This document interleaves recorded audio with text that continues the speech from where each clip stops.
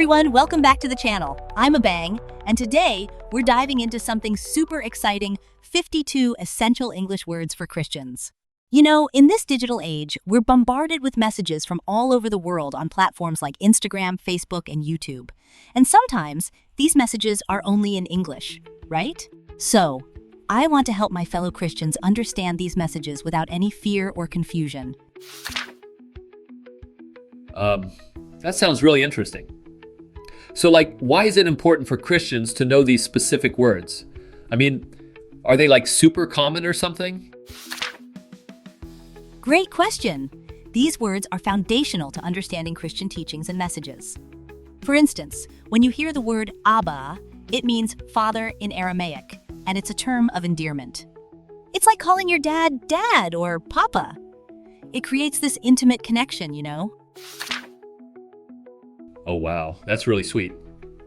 So it's not just a title, it's more like a relationship thing? Exactly. It's all about that relationship. And speaking of relationships, let's move on to the next word, Lord. This word signifies authority and reverence. It's like when you think of a king or a leader, someone you look up to. I can see that. So, in a way, it's kind of like how we look up to our teachers or mentors, right? Absolutely. And then we have Son of God. This phrase is central to Christianity because it refers to Jesus. It's like saying, he's the ultimate teacher, the one who shows us the way. Oh, so it's like when you have a really inspiring figure in your life and you just want to follow in their footsteps? Yes, that's a perfect analogy. And speaking of Jesus, let's talk about Jesus Christ. This name is powerful because it represents the Savior. It's like the superhero of the Christian faith, you know? Superhero. That's a fun way to put it. So, if Jesus is the superhero, does that make the Bible kind of like a comic book? Haha, in a way, yes. The Bible is filled with stories of heroism, sacrifice, and love. It's like the ultimate guidebook for life. Now let's not forget Bethlehem, the birthplace of Jesus. It's like the setting of a grand adventure.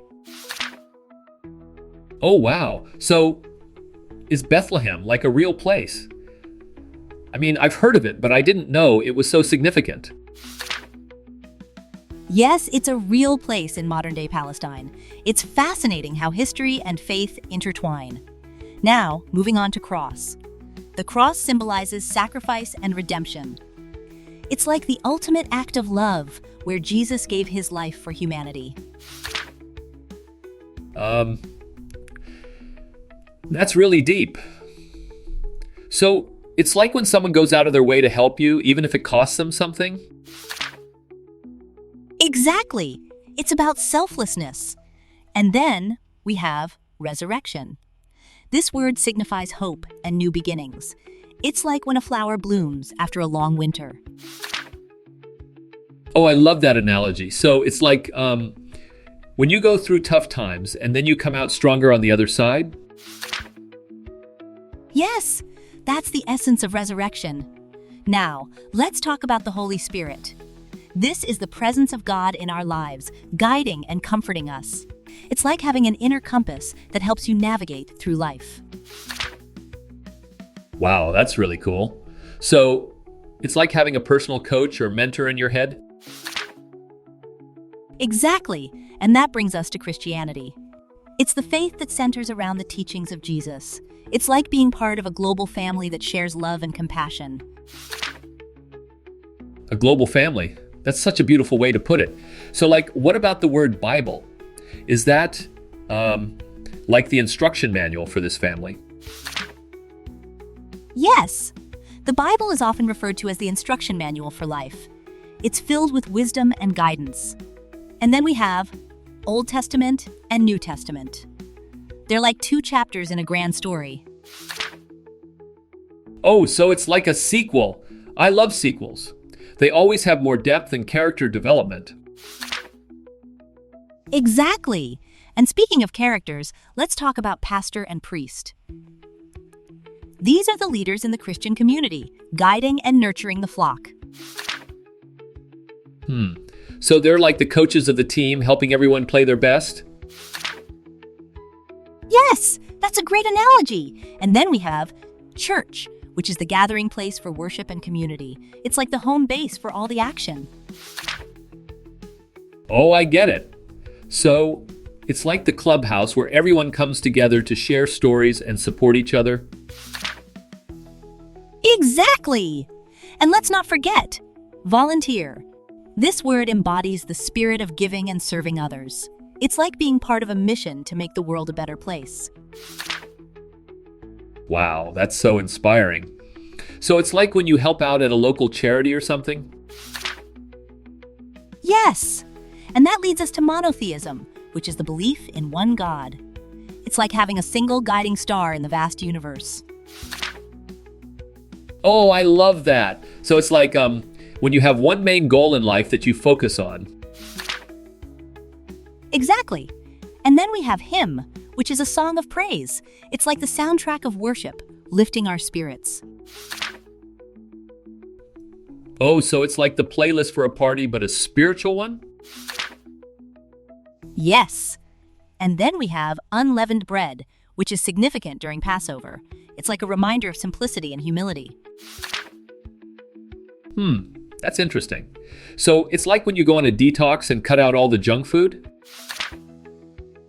Exactly. And then we have vine, which symbolizes connection and growth. It's like the roots of a tree that nourish and support it. Oh, I love that. So it's like the relationships we build that help us grow as individuals? Yes. And then we have baptism, which represents a new beginning. It's like a rite of passage, marking a significant change in one's life. Wow, that's powerful. So it's like when you graduate from school and step into a new chapter. Exactly.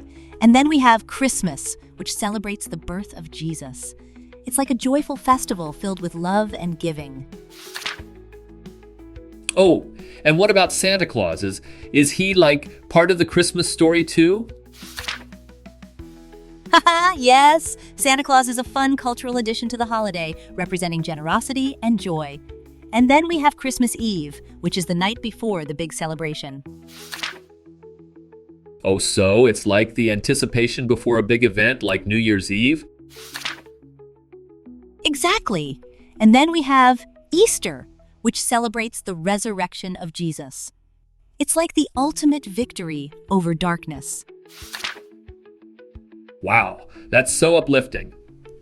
So it's like a celebration of hope and new beginnings? Yes. And then we have denomination, which refers to the different branches of Christianity. It's like the various flavors of ice cream, each unique but all delicious. Haha, I love ice cream. So it's like how we all have different preferences but still enjoy the same core message. Exactly. And then we have faith, which is the belief in something greater. It's like trusting that the sun will rise every day, even when it's cloudy. Oh, that's beautiful. So it's like having hope even when things get tough. Yes! And then we have supernatural, which refers to the divine and miraculous. It's like believing in magic, but on a whole different level. Wow, that's mind-blowing. So it's like when you see something amazing happen that you can't explain? Exactly. And then we have heaven, which is the ultimate destination of peace and joy. It's like the most beautiful vacation you could ever imagine. Oh, I love that. So it's like the ultimate reward for living a good life? Yes. And then we have hell, which represents separation from God. It's like being lost in a dark maze with no way out. That's intense. So it's like the consequences of our choices, right? Exactly. And then we have demon, which represents evil forces. It's like the villains in our life story, trying to lead us astray. Oh, wow. So it's like the challenges we face that test our faith? Yes. And then we have creation, which refers to the act of God creating the world. It's like the ultimate masterpiece. Oh, I love that. So it's like when an artist pours their heart into a painting.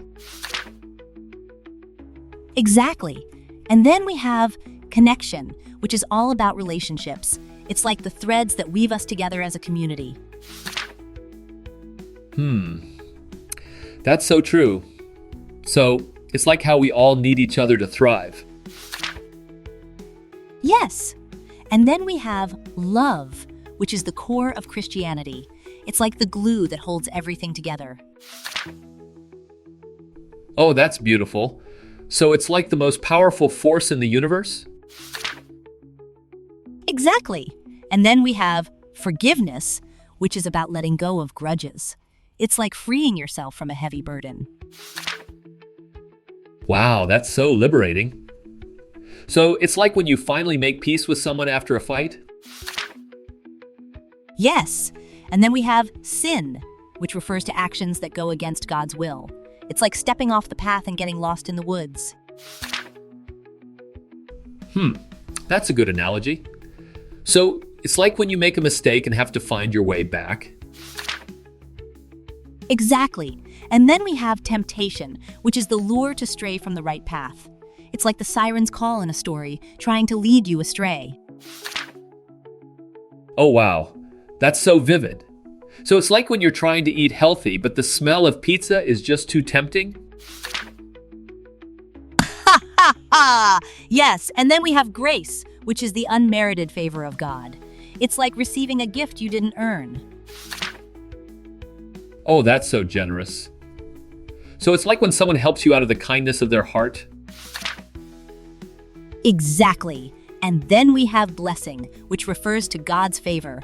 It's like receiving a little sprinkle of magic in your life. I love that. So it's like when good things happen unexpectedly? Yes.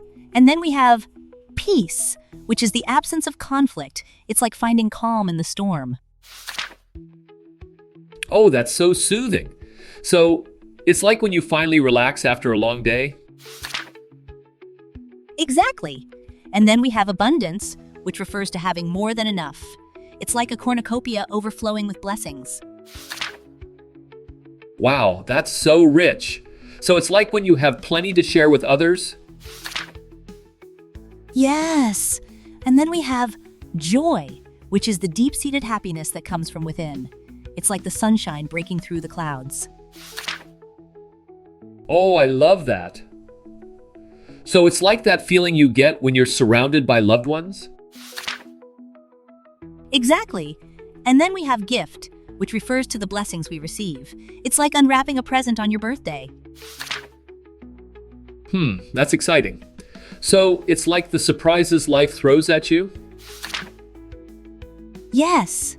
And then we have speaking in tongues, which is a spiritual gift. It's like a secret language that connects you to the divine. Oh, wow, that's fascinating.